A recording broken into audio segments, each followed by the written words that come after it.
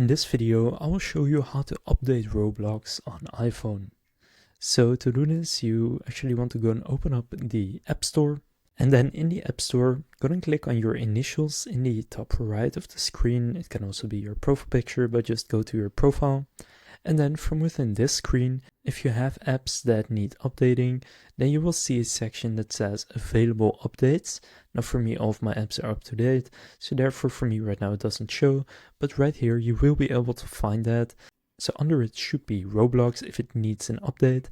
So from there, go and click update, and then it will update to the most recent version of Roblox.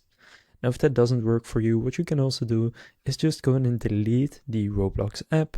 So press down on it and then click remove and then delete app. And then from there, just go in and reinstall the app, because then it will also have the most recent version. So that's how to update Roblox on iPhone. If this video was helpful, please consider leaving a like and subscribing to my channel. With that being said, I will see you in the next video.